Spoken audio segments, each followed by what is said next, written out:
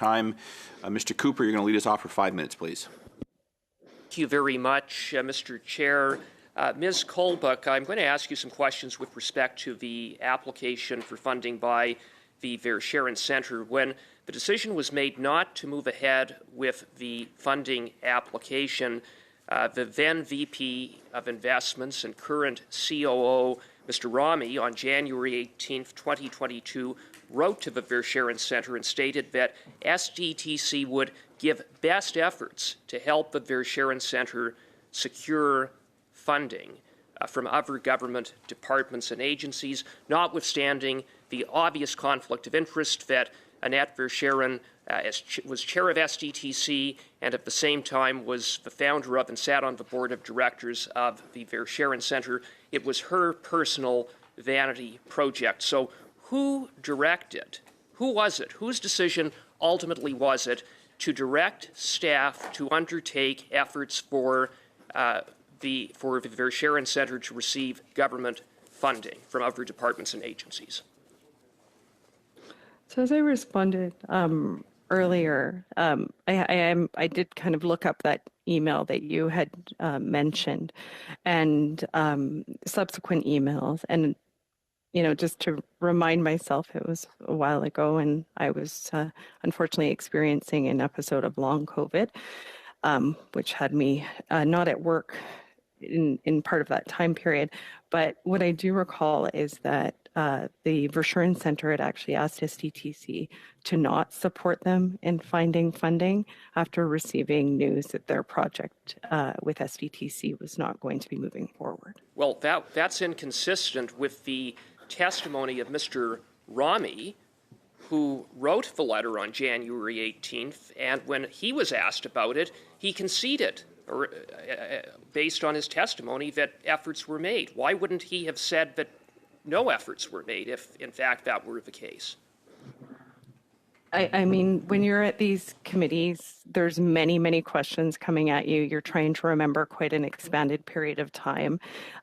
We certainly, based on that email that you shared, the offer would have been made, but whether or not the offer was accepted, it's my recollection that it was not accepted for SDTC to provide support to that centre. And on what basis do you draw that recollection? Was there a letter? What communications were there between the Verschuren Centre and with whom? What do you have to substantiate that? Because it's completely inconsistent with what we've heard. Yeah, I can look and see what I can do to further substantiate that and follow up with the committee with that information.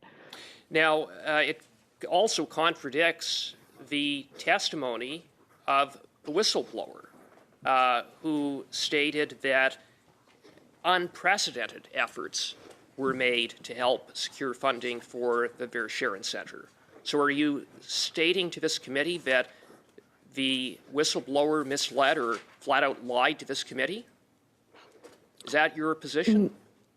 My goal of this committee is to ensure that I provide fulsome responses to the questions I'm being asked based on my recollection of what happened at the time, because I know this matter is of utmost interest to this committee, and I want to ensure that I fulfill my duty and roles in responding to all of the questions that you were putting forward with the most fulsome answer that I can. Thank you for that. And I want to go back to a question that Mr. Perkins posed to you, and that is, how often did SDTC staff assist board members, companies, or projects in which board members had interests in to secure funding from other government departments and agencies, as Mr. Rami offered to do on behalf of the Verschuren Centre? How often did that happen? So I was never contacted by any board member about a project that was being considered for funding. What I did provide in my response to your colleague was that SDTC did, and my employees and the staff at SDTC did work within that whole of government approach to providing support for clean technology companies. So we would make referrals to other funding agencies, other programs, provincial partners, where we sorry to interrupt, those referrals happened in certain instances where board members had conflicts. They were board members' companies. They had interests in those companies. SDTC staff, you're confirming, did assist projects where there were those types of conflicts. Is that correct? So I'm based in Calgary, Alberta, right? So oftentimes there might be an applicant that was looking for funding, and the project that they had could have been a better fit for a program under Natural Resources Canada. So we would, make a referral. I understand. I understand in general, but I'm asking just a very specific question, and I would like an answer. Mr. Cooper, yes or no, that with is the your greatest time. respect. Mr. Cooper, that is your time. We will come back to you, I'm sure. We now have Ms. Sinclair-Liagna for 2.5 minutes, please. Okay, I will continue with my previous questions.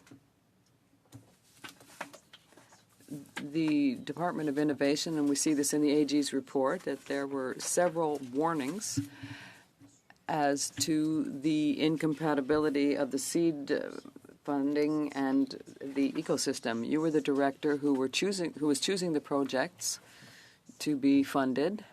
So how can you explain that you simply decided to ignore the concerns of the department who is funding you, in fact?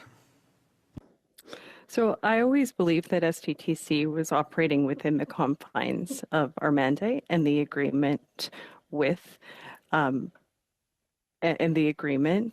did have regular discussions and reporting of our work with department officials. Decisions related to project funding were made by the former board of directors. And so I always believed, I also acknowledge that the Auditor General has come to a different conclusion and accept all of the recommendations. D'accord, merci beaucoup. Okay, thank you very much. So are you telling me that you weren't aware of the concerns that the Minister of Innovation had and that this person had sent concerning the fund that you directed? You were never informed of the minister's concerns? May I just get you to clarify your question, the minister's concerns? Je ne parle pas directement du ministère, mais du ministère. I'm talking about not the minister, but the department concerns. So the Auditor General, and I'm sure you've read the report. I don't need to reread in my limited time the paragraph in question, but it states clearly and categorically that the Minister of Innovation had, or the department rather, had raised concerns about non-compliance with the fund that you were directing. So the same question I'm asking for the second time, are you telling me that you were not aware of the department's concerns? I had regular discussions and with officials within the Department of Innovation and Science. Any concerns that they had, I would have addressed and felt that they were addressed in my discussions with them. These projects were publicly reported on. They were and believed to be within our mandate. And so... alors, vous connaissez pas le mandat de TDDC. Well, then you're not aware of the mandate of SDTC, because you know that a project, that the submissions have to be public, up on the internet. You have to see how that you can apply for the seeding fund or the ecosystem fund. You should have known as well that there were conflicts of interest. Now, you referred to the board, but a conflict of interest, in your eyes, you didn't report the correct information to the project review committee.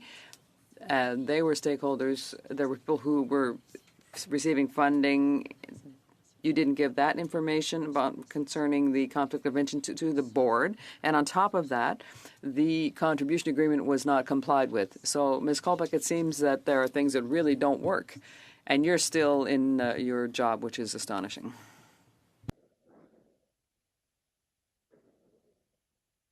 Est-ce que je peux avoir une explication? Could I have an explanation, please? It was more of a statement. Madame Kolbeck, as-tu des commentaires? Je vais demander de m'expliquer.